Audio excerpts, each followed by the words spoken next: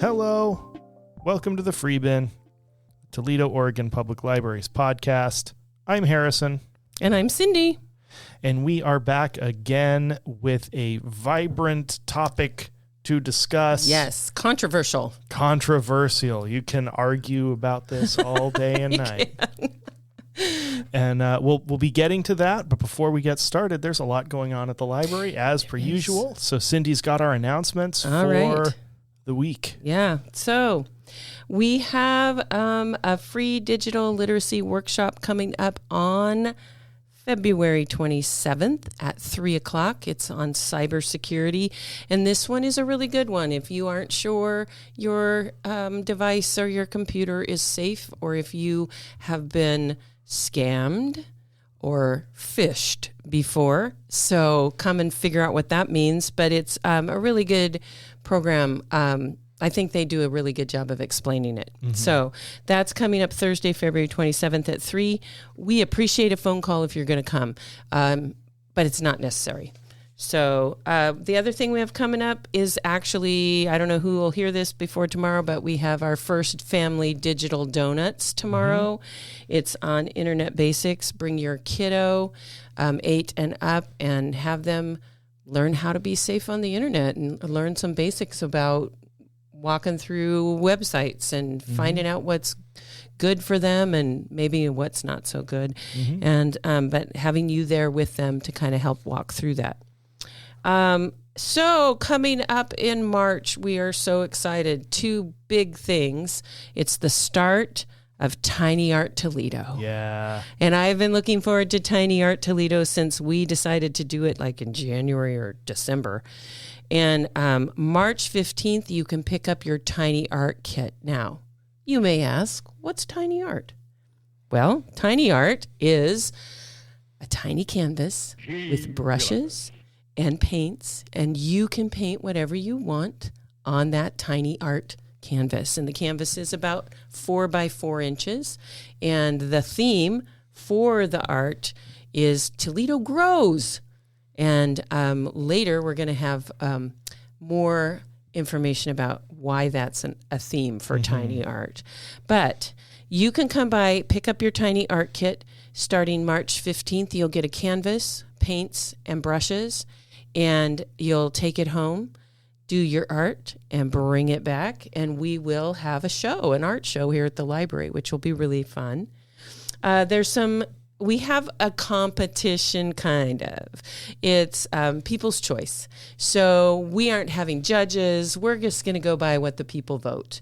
And so anybody who comes to the show will get a ballot. They'll get to go write down which one they liked the best. And then we'll have some winners. We'll have some winners. So there's some categories for the competition. It's children ages 5 to 7, tweens 8 to 12, teens 13 to 17, and adults 18 and up. So this is for everybody. I'm going to do one, and I know several people are really excited about doing it. But that leads me to my other announcement about March. Oh, Miss Denise has outdone herself this time for spring break activities. Mm-hmm. And one of those spring break activities is on Wednesday, March 26th, is a tiny art workshop. And we're going to have some of our professional artists from Toledo come to the library, and they'll be there to help you with your little tiny art. So if you want to do that, that's great. We can have kits there too.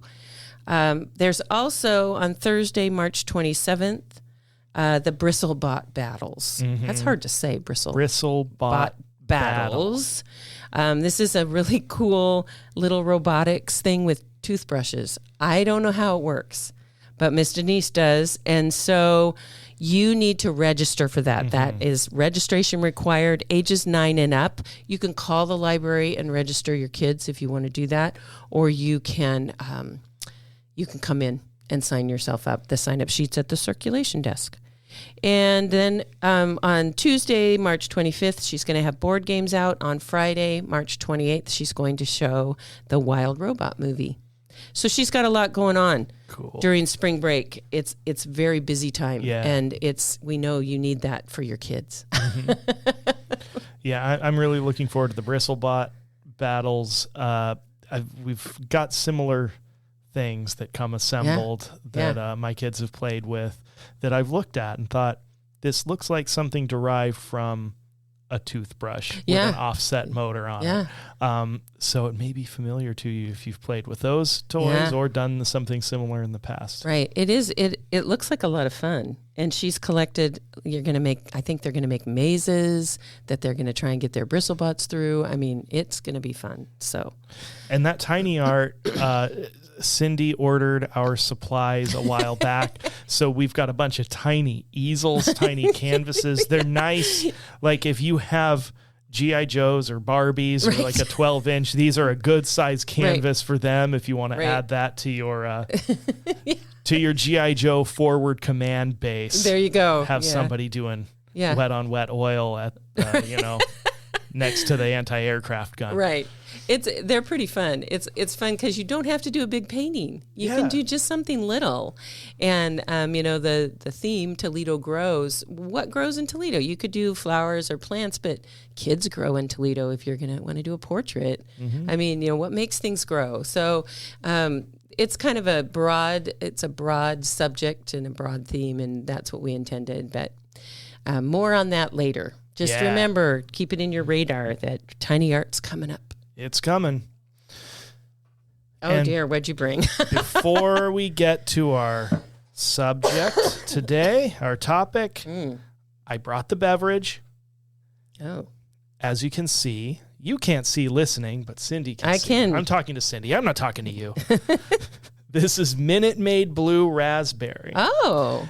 There's no indication. It's not blue raspberry lemonade. It's not blue raspberry soda. It's just Minute Maid blue raspberry. And then on the side it says flavored fruit drink with other natural flavors, 3% juice blend.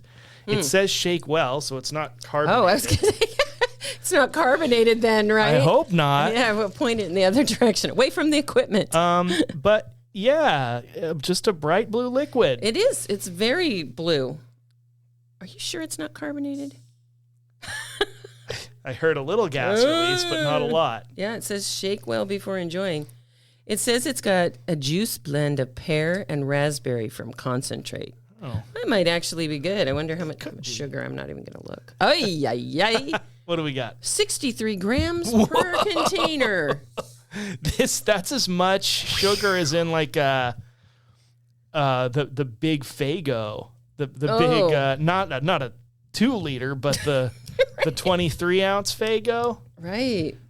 No, 30 or is it 32? I think you put 100 grams of sugar in a batch of cookies. Okay. I think that's a good way. My lid's mine's stuck too. What's going on? Oh, I popped it off. I got it. It came out like canted. Oh, it smells. I don't know. It smells. It smells. It does smell. It kind of smells. It smells like blue raspberry, I guess. Kind of chemically. Yeah, I was gonna say it smells like raspberry scented plastic.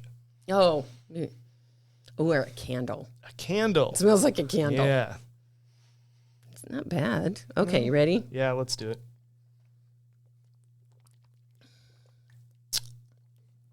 Oh, I can taste the sugar. Yeah. Wow, that's sweet. Kids would love this. Mm-hmm.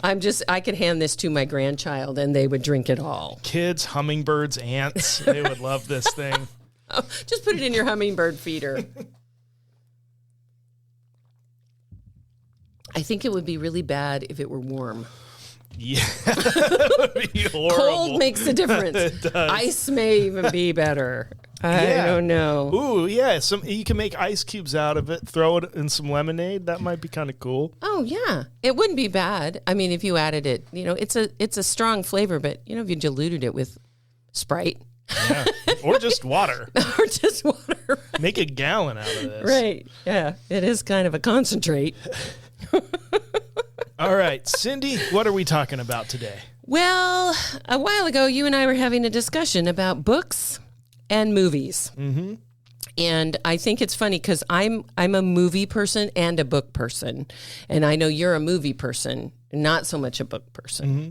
And I was just looking at our books that we had chosen. Mine are all fiction and yours are all nonfiction.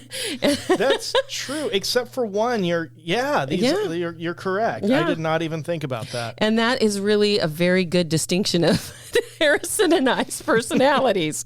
Harrison goes down rabbit holes. I read lots of fiction books.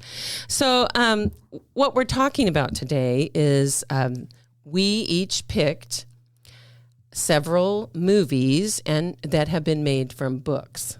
So the book was the basis of the screenplay of the movie.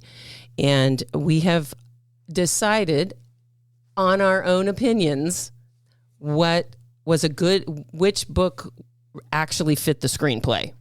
Because we all know that there are all kinds of things out there that say the book's better than the movie. Well, sometimes it is. Sometimes it's not. And so we're going to talk about the books that we picked. Do you want me to start? Yeah, go for it. I'm going to start with the bad ones. Okay. So I loved the book, The Hobbit. Mm-hmm. It's by J.R.R. Tolkien. It's a lovely book with a lovely story. It's got adventure. If you haven't ever read it, it's, if somebody says to you, oh, you need to read Lord of the Rings, start with The Hobbit. Because mm-hmm. Lord of the Rings will you'll die halfway through, I think I did. Yeah, they're like singing epic songs and they're doing these. But The Hobbit is more readable, mm-hmm. and it's about the adventures of Bilbo Baggins with the dwarves and the dragon, which I love dragons. So Smaug is like. Ooh. Mm-hmm. The movie, on the other hand, was long. It's fascinating. It's epically long. It is fascinating that it's almost like it compressed in the other direction. Than Lord of the Rings, the movies are much tighter than the book. Yeah. And then The Hobbit, which is a punchy, fairly concise story, expanded into something. And honestly, I liked the movie. If I had never read the book, mm-hmm. I would have loved the movie, but I had read the book. There are good scenes. So the scene where Bilbo is in the caves and and he's got the ring in his pocket and he's talking to, what is that little creature's name? Dang it, I can't remember. Gollum. Smeagol, Gollum. He's talking to him and he tricks him out of the ring. Is excellent in the movie. The guy who plays Bilbo is an excellent actor, but they didn't need to add everything they added. Mm-hmm. So it was such a long, epic movie. And in the book, so the last movie, there's three of them. If you don't know, there's three of them. The last one is the 5 wars or whatever, 5 armies, and it's. In the book, it's like one chapter. Mm-hmm. In the movie, it's 4 hours. I mean, it's epically long. They added elves, which I know they wanted to prequel mm-hmm. the Lord of the Rings. And so they added in Legolas. And then they added in this love story between a dwarf and an elf, which probably never would have happened. Mm-hmm. But they had to, I don't know why. Did they have a contract with the actress? Did they need to get her in another movie? I don't know, because it just was so out of character of Tolkien. So if you're a Tolkien fan and you read it and then you watch the Hobbit movie, you'll probably like the first movie. And then you'll really hate the other two. But the eagles are cool, and there's this weird orc that follows them around that's not in the book. Does it have Joe Walsh in it? I don't think so. I'm glad you went with me on that. Sorry. He's big, he's white, and he has like one hand that's an axe or something. Is that Joe Walsh? He said the eagles, so. Oh, I see. Yeah, sometimes I don't get those references. No, but I wouldn't. I wouldn't discourage anybody from watching the movie because really the cinematography and the scenery and the acting is all very excellent. It's just that if you're going in thinking, oh, this is going to be like the Hobbit book, it's not. Mm-hmm. That's just my disclaimer. You can come at me if you want, but we can argue about it. Yeah, I watched the Lord of the Rings movies. I watched them numerous times. I really love those. I respect the book or books, however you want to divide it up, but I only made it halfway through the books. And it was because of that problem, and I know I've probably said it more than once on the podcast alone, that I want stuff that propels the story forward. Sure. And Tolkien is very, very good at world building, but he wasn't good at action. That was not his focus. So there would be like pages of building up to some huge battle as the orcs move in, and then he bats that away in like half a paragraph and then starts telling you about Blorin, son of Dwarden, and all of his family. And what amazing. But that's not what I was here for. So Peter Jackson, who knows how to do action, put the emphasis on the battles, the things happening, and that worked for my brain. Right. And, I think that's why in The Hobbit, so in the Hobbit movie, obviously, he's in the midst of the battle. I mean, the battle's raging around him. He ends up saving or helping or somebody doing something. And that's all well and good. It fits into the movie and it moves the movie along. In the book, he's sitting under a tree and people are coming and telling him, oh, Fili and Kili both died. Oh, this person, oh, this, So there's, I wonder, and this is just a little... I read a book a while back about Tolkien's experiences in World War I, and I wonder if he avoided the battles because he had lived through World War I as a young man, and for that reason he did not write battles. I don't know but it's something that to think about is that Tolkien's focus was not on the battle. It was on camaraderie and fellowship and friendship, especially in The Lord of the Rings. And I wonder, in that same vein, if it's also that with that experience and that understanding of how things work and being someone focused on the world, the story, that Tolkien just knew that a combat situation, especially a very tight massed charge type of thing like he was writing, is not a situation where dialogue is happening. And like this kind of exposition, it's a frantic, stressful thing. And I that's a good point because and correct me if I'm wrong, of course, I do not have combat experience. That it just wouldn't play the same to someone who's been there, maybe because there's that thing in movies where there's the big medieval battle and then the hero and the antagonist face off and everyone just kind of gives them 10 to 12 feet of personal space so they can have this slow lumbering sword fight and discuss things. And taunt each other. Yeah. I don't think that happened. No. I think they whacked at each other with their swords till they died. But I think you're right. I think that Tolkien's focus was not on the battles. I could be wrong. I'm not a Tolkien scholar. If there's one out there, we'll have you on the podcast. Podcast. That's a good name. Why didn't I go with that? Right. So, do you want to do one of yours and then we'll go back to one of mine? Yeah, I'll do one of mine. Okay. I'll start with the fictional one. Okay. I've got No Country for Old Men, the movie. Saw the movie first. I love this movie. Don't know that I ever want to watch it again. I've heard it's really bleak. It's a Cormac McCarthy story. Yeah. The sound design is great because there's no musical soundtrack. I think there's diegetic music in there, although I can't even recall that exactly, but it's very quiet, except when it's loud. And the sound design really stands out for that reason.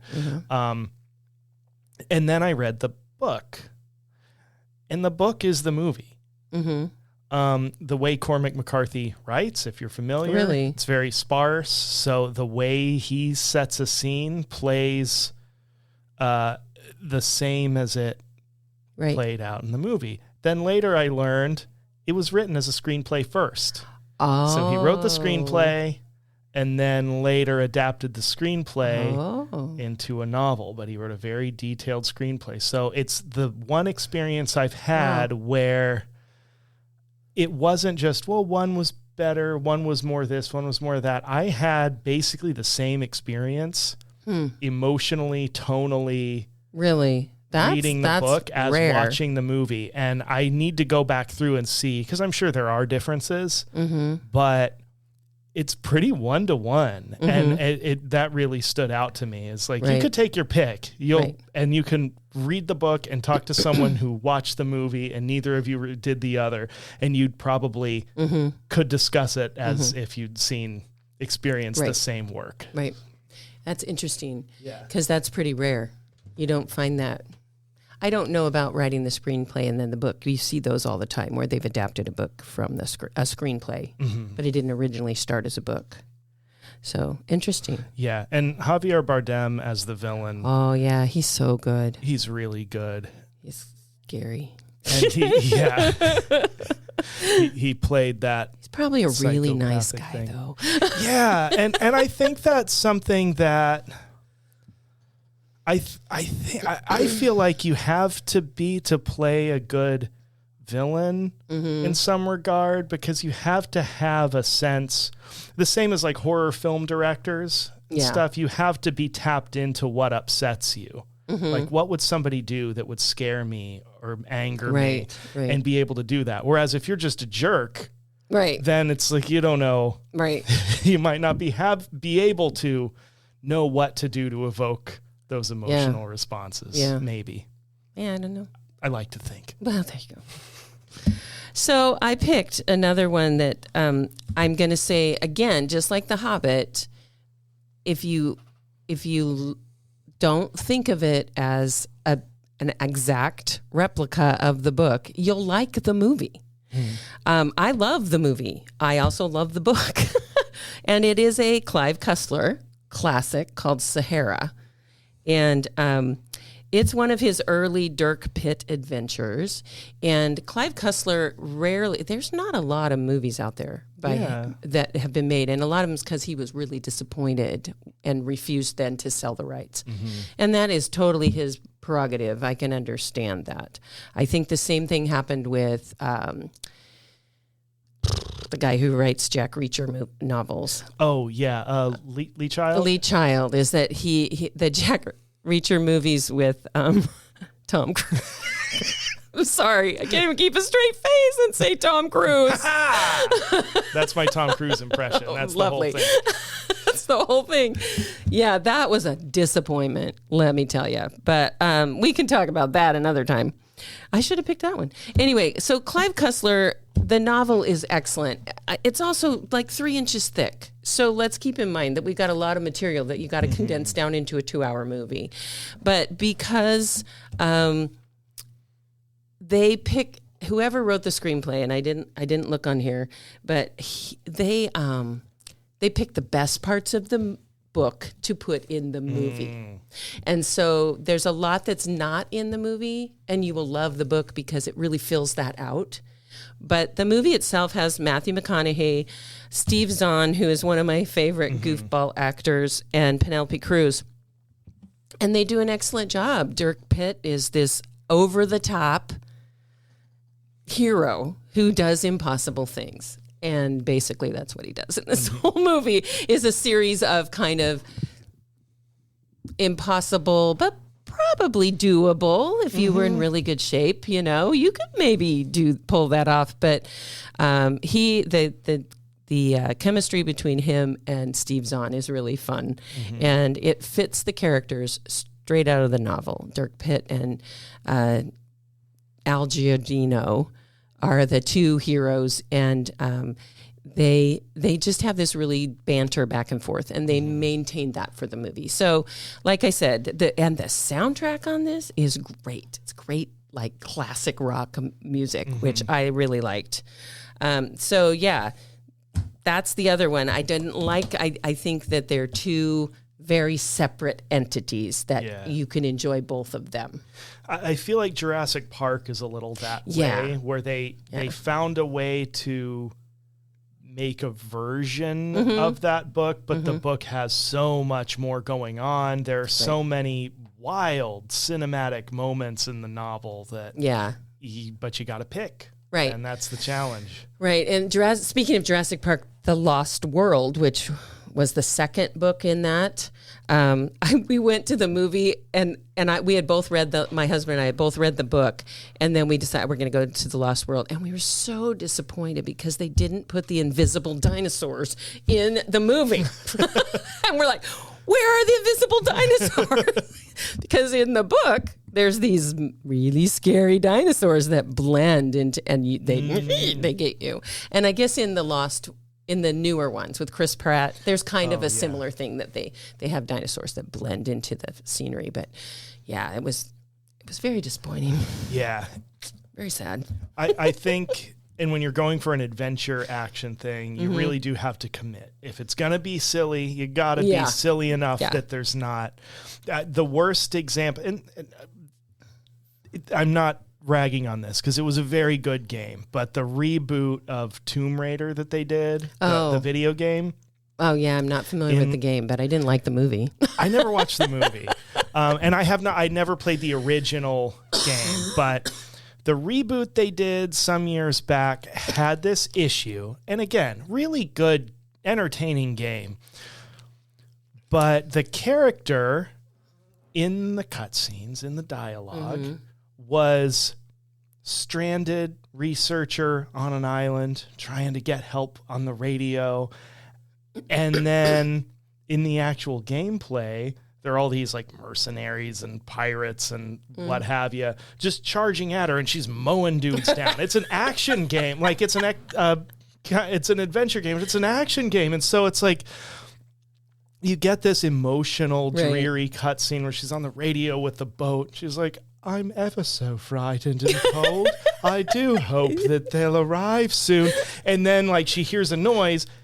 You take control again, and she's like, kills 30 guys with a crowbar, and they're blasting her with, AK-47s and flaming arrows, and she's, patching herself up. And then she gets to the other end, and she gets back on the radio, and she's like, oh, I've run out of clean bandages, or whatever. It's like, this is a big, this is big dissonance. Yeah. Like, is she a monster action hero or a frightened English woman? Yeah. And it's like, it's kind of interesting, but you gotta let it stay silly. Yeah. If you're going to go a little silly. Oh dear. Okay. What you got? What do I got? Black Klansman. Ooh, I never saw that, and I never read the book, but I thought it always looked interesting. I just never saw it. Very interesting story. So the memoir is by Ron Stallworth, and the film is directed by Spike Lee. Oh, and it's the story of Ron Stallworth, who went undercover and infiltrated the KKK. Ron Stallworth is a black man and a very diligent cop. And he partnered with one of his white coworkers to kind of embody this persona that was able to penetrate the organization. Wow. And get some stuff. Really interesting story. Yeah. I could not get through the book. And I can't remember if I've mentioned this on the podcast before, because we've been doing it long enough that I'm like, have I made the same comment in the past? Ron Stallworth is a cop, and he writes like a cop. It reads like a police report, a lot of it. And it just, it was hard for me to stick with it, because a lot of it is, has that feel, which might be appealing to somebody Yeah, else. It's interesting, and that alone is insight into his. Is it like he's straight down just the line. Facts, man. Yeah, just the facts, and in that kind of right officialese, like he slips into a little bit, but enough to make me think this is interesting. This is a guy who's so through and through, like what he is, that this is just how he writes when he writes a memoir. Right. Interesting. But it was hard for me to stick with it because wasn't. What's the word? He doesn't elaborate. Yeah, he's not verbose. He's not giving you a lot of background color. Yeah, and I mean, he does get into how he's feeling and how it was going, but it's a little bit dry, I thought. The movie, I feel like, did a really good job of telling that story, and with Spike Lee is able to put a little bit of directorial panache in there, along with the performances that were really, really good. But I might have to rewatch this one through, and I might have to finish the book. But I feel like that worked together, sort of, because you've got Ron Stallworth, basically a memoir-length debrief. It kind of felt like.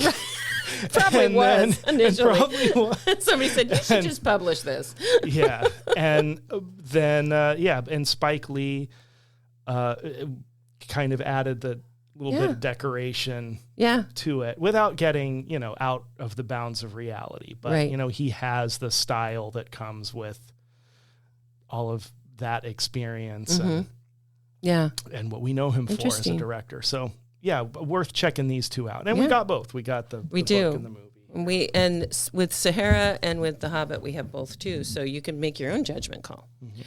So the next one actually was on the recommendation of my family. And it is one of my all-time favorite movies. I watch this at least once a year. We quote it frequently at my house. I don't know. I tried at one time. I recommended this to a friend. And I'm really hesitant about recommending movies. I said, you got to watch this. It's so good. And she brought it back and she said, I just don't get it. I'm like, okay, then you really, it's just not your thing. And it is The Princess Bride. And there is a book, and I think the library has it, written by Carrie Elwes, who is the story of The Princess Bride getting made. So interesting and so funny. And Rob Reiner directed it, and he just has a quirky sense of humor. But the book is written by William Goldman, and it is long. It is a long book. It's like got a lot of stuff in it. But according to the recommendations of my family, it is very close to the movie. And the movie is so good on its own. You don't need to read the book. You just need to watch the movie, because the performances, and you will laugh yourself silly with Billy Crystal and Carol Kane, who are hysterical. The whole premise is silly. One of the I can't remember his name right off the top of my head. Peter Falk, one of my favorite actors, long gone now, but he's in it, and he's just such a grumpy old grandpa, in the movie. So if you've never seen The Princess Bride, please give it a try, because it's so good, and it's such a classic, and it's so quotable, and you might understand your friends if they quote something. The people around you are quoting The Princess Bride constantly. You just might not realize it. You're almost dead.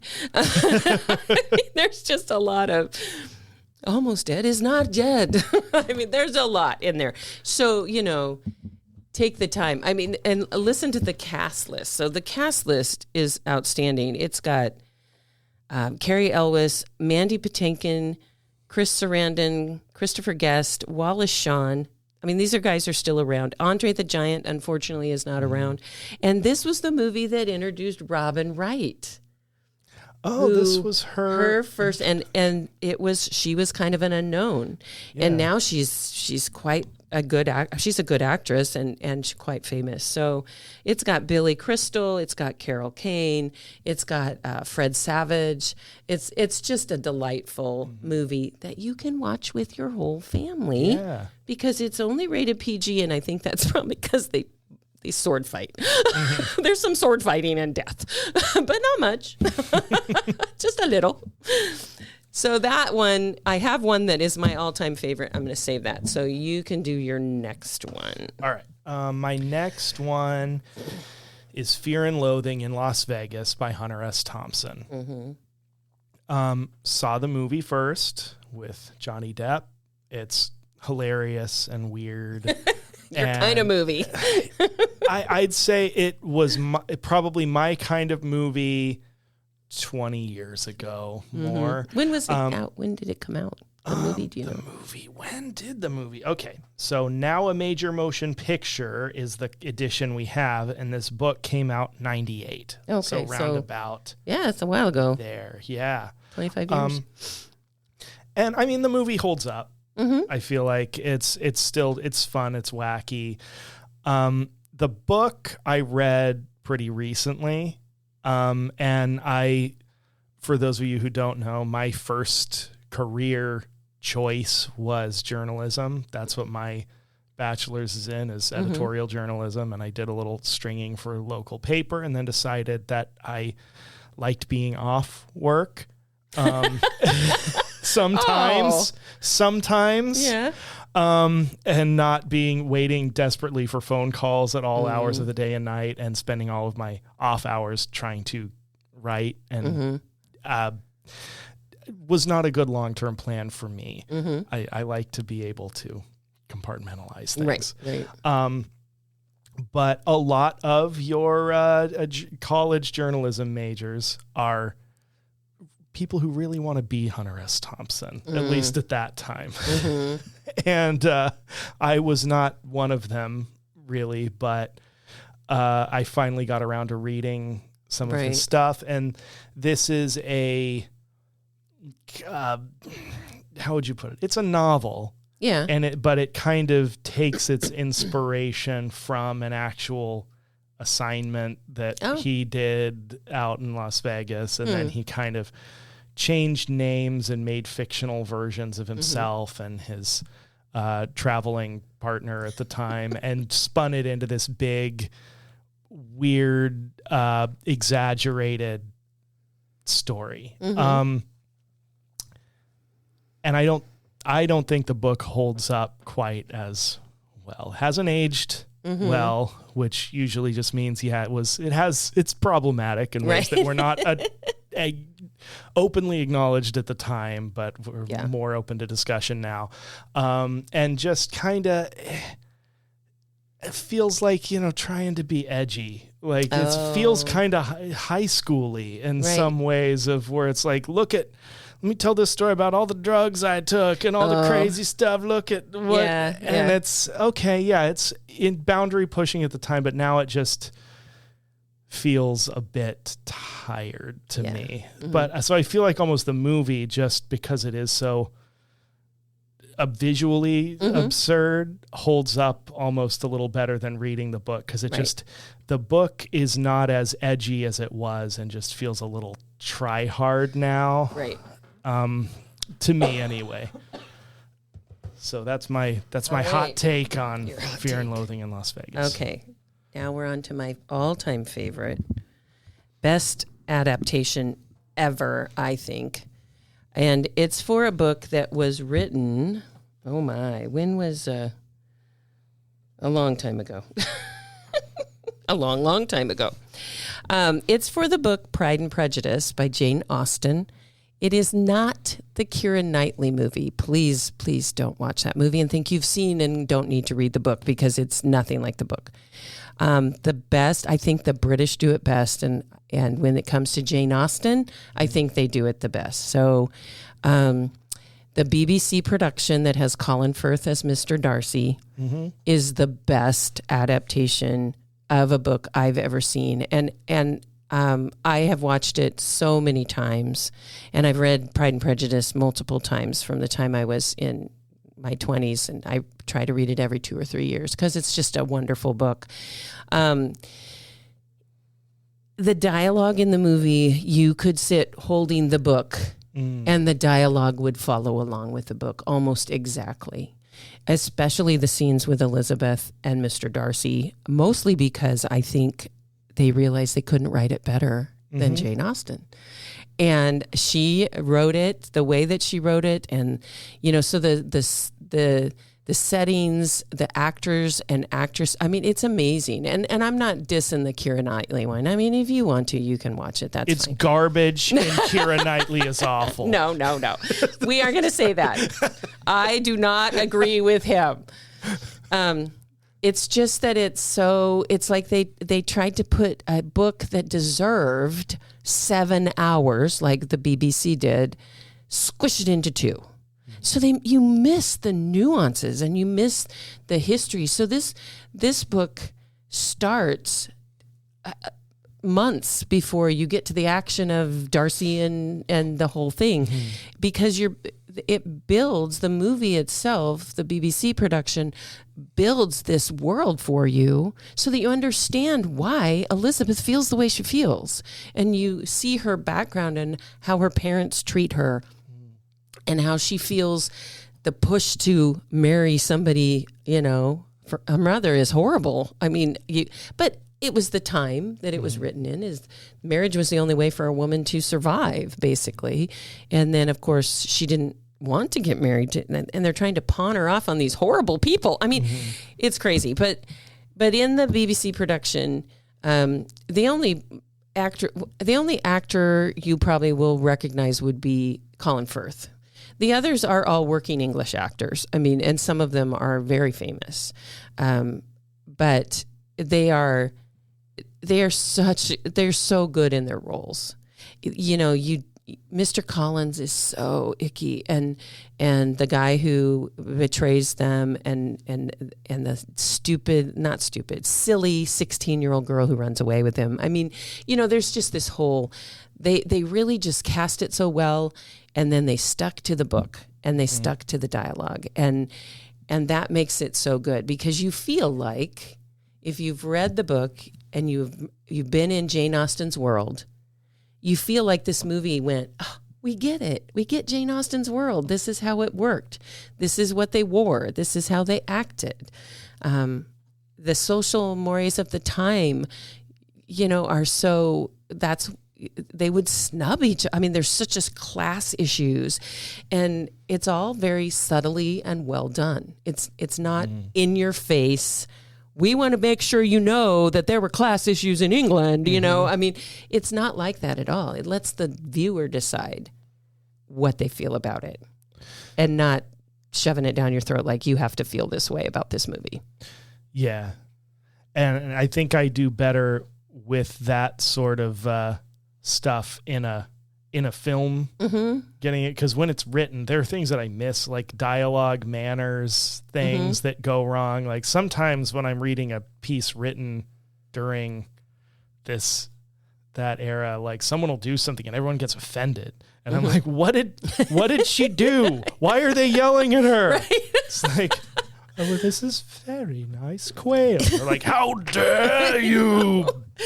Like, what? Oh no. Yeah. And the scene, I mean, there's a scene in the book, and it's in the movie, at dinner with Mr. Collins, who has come to find a wife, and he's smarmy. He's a curate, or I don't know what they call him in England, a vicar.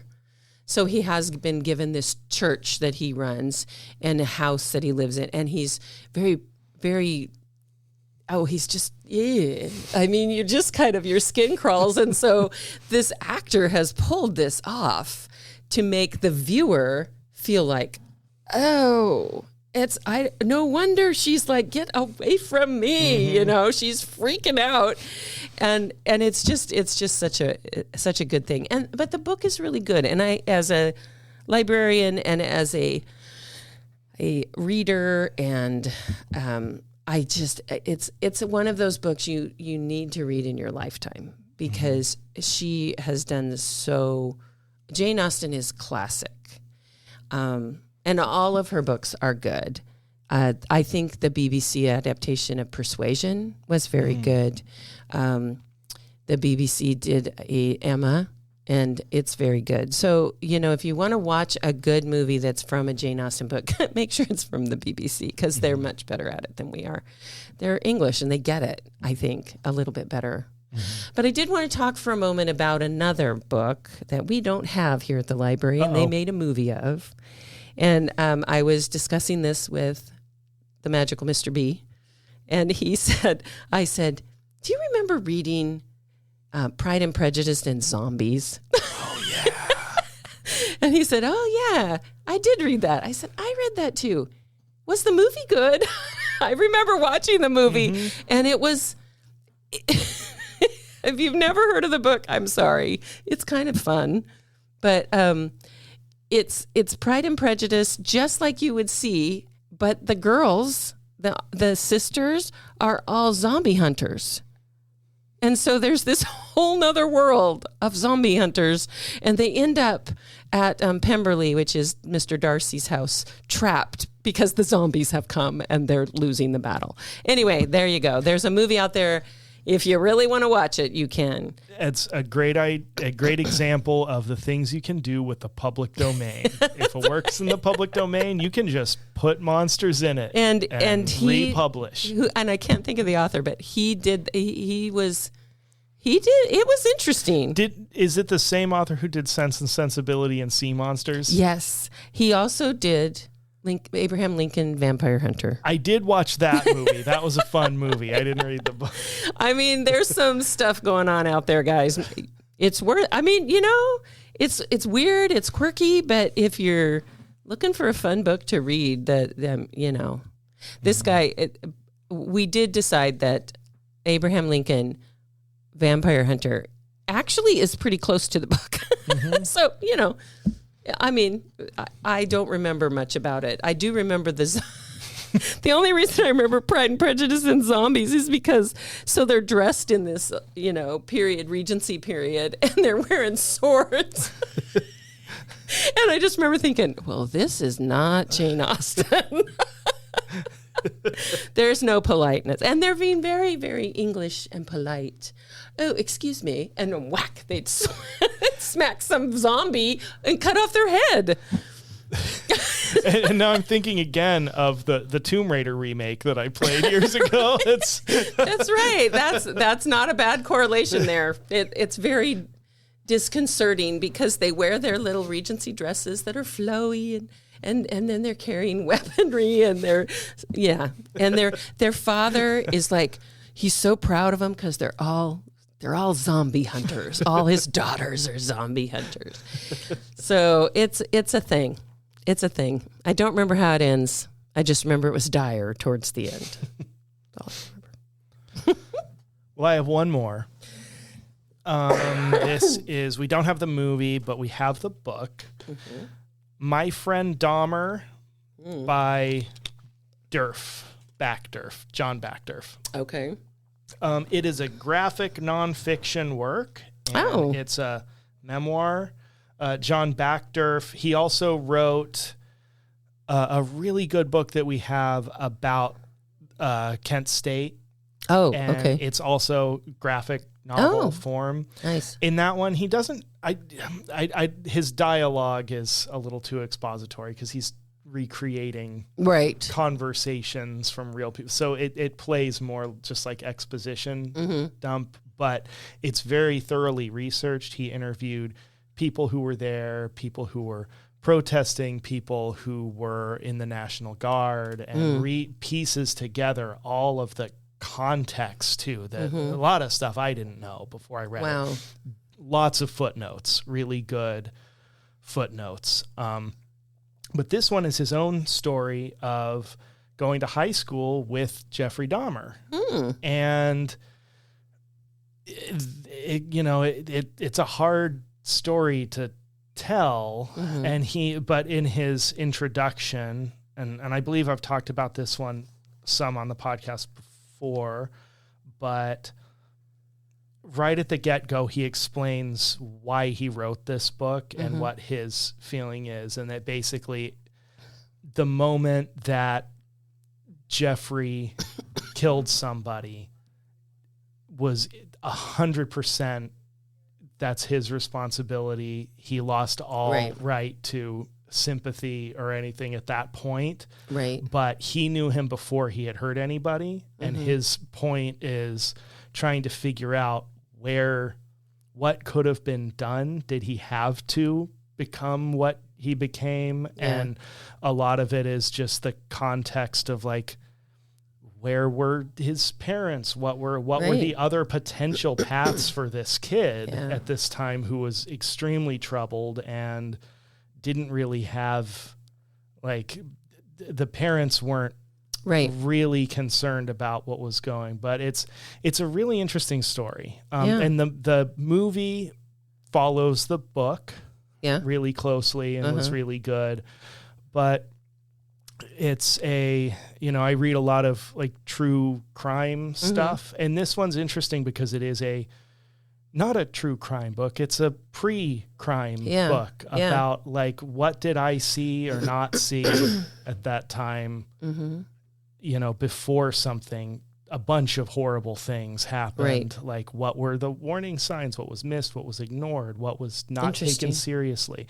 It's really good. And I think it's just really, really well handled and an interesting perspective on somebody. Right. So that's my last one. I don't believe we have the movie, but we do have the book, and it's pretty quick to read through because it's got pictures. It's got pictures. Yeah. Well, there you go.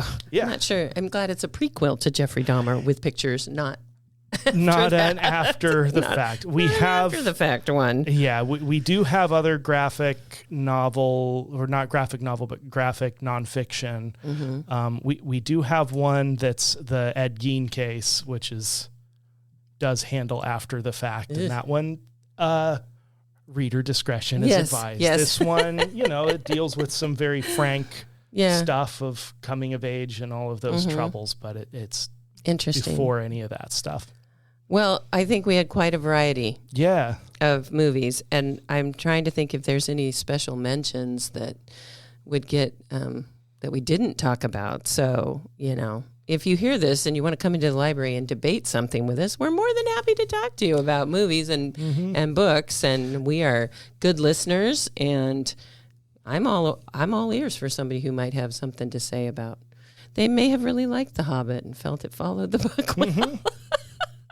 Or they hated the BBC version of Pride and Prejudice. Yeah. I mean, we can agree to disagree, but it's always fun to hear what you guys think when you know. I enjoyed that one, and I watched it accidentally, I remember, because I got really, really sick. I think I had the flu, and my sister had all the VHS tapes, and it was, 6 or 9 hours? It's 7 hours. 7 hours. And she was going to watch the whole thing one Saturday afternoon. And I was sick. I wasn't going anywhere. So I decided, okay, I'm along for the ride. And I was fully committed. I watched 7 hours straight. And it was good. It was good. It's a good story. And like I said, the dialogue in the book is very, very much like the dialogue in the movie, which I loved because Jane Austen, I mean, there are very few writers who do it as well as she does. Yeah. I know people will argue with me about that, but it's okay. They shouldn't. They shouldn't. What do they know? All right. So well, that's our stack. I'm confident we've covered every movie that's ever been made from a book. I think we've done. And that's all of them. We got them all. Right. And I would recommend that you see all of these movies. I mean, I don't know. My choices anyway, they're all good movies. There's nothing wrong with them. They just don't, some of them just don't follow the book. So just, viewer beware. Don't go in with a much beloved book and expect the movie to be like it, because it won't be. Good. Yeah. Good. Chances are. Really good books sometimes make really bad movies. They do. And sometimes really bad movies end up making really good pinball tables. Right. But really good movies historically really bad video games. Yeah. Yeah. But yeah, sometimes there'll be some garbage blockbuster movie that failed, and it'll have a pinball table that's like an all-time great. Right. You never know. You never know what's going to happen. All right. Well, thank you as always, Cindy. Yeah. Well, thanks for sitting down and talking about movies and keep in mind all the activities we got going on at the library. More on the way. Yep. And we will see you all next week. Bye. Bye. The Free Bin is a production of the Toledo Public Library, which is part of the Lincoln County Library District in beautiful Lincoln County, Oregon. Writing by Harrison Baker, Cindy Balek, and Denise Marsh. Original music and editing by Harrison Baker. That's me. The views and opinions expressed on this podcast are those of the speakers and do not necessarily reflect those of any organizations they represent. Good night.